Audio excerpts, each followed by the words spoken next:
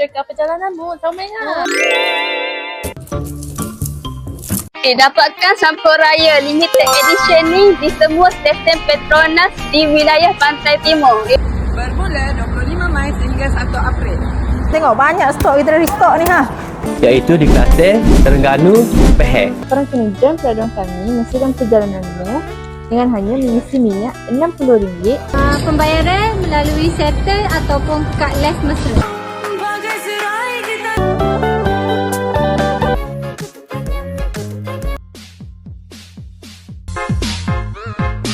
Siapa cepat pak dia, siapa cepat dia punya. Terima kasih Petronas, cantik sampulnya, saya suka.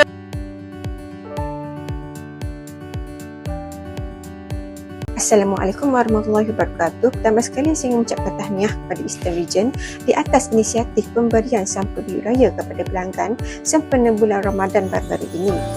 Hai, Assalamualaikum. Congratulations to projek Sampul Duit Raya Eastern Region 2025 team. Tahniah kepada anda kerana berjaya merealisasikan projek Sampul Duit Raya dan juga banner Selamat Pulang Anak Perantau.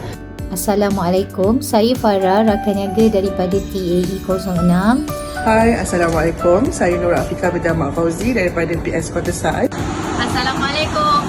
Hai, saya Azri dari PS Kilometer 6 Jalan Gambang. Dengan usaha seperti ini dapat memperkukuhkan lagi hubungan antara stesen dan juga pelanggan. Usaha sebegini wajar untuk diteruskan jika ia dapat memberikan kebaikan dan kenaikan jualan pada stesen minyak Petronas di wilayah timur Amnya. Sampul duit raya tahun ni amat dinantikanlah oleh semua pelanggan sebagai tanda penghargaan dan hadiah istimewa sempena Hari Raya kepada mereka yang sentiasa setialah bersama dengan brand Petronas. Dengan desain yang cantik serta kualiti yang baik menjadikan ia lebih menarik dan mudah bagi kami untuk upselling kepada customer dan dalam masa yang sama mempromosikan settle dan juga cardless mesra kepada new users. Suasana raya di stesen pun saya nampak jadi lebih ceria dan meriah dengan adanya engagement melalui sampul duit raya ni. Saya percaya inisiatif seperti ini wajar diteruskan dan diperkembangkan lagi pada masa akan datang, mungkin dengan rekaan yang lebih eksklusif agar ia dapat menjadi kenangan yang lebih istimewa kepada penerima.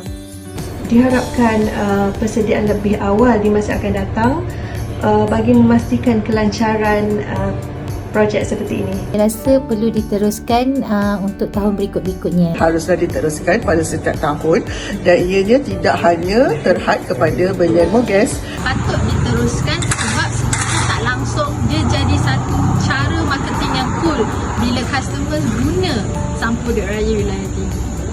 Syabas diucapkan kepada semua yang terlibat dalam menjayakan inisiatif ini. Tahniah sekali lagi. Petronas wilayah timur memang sempurna.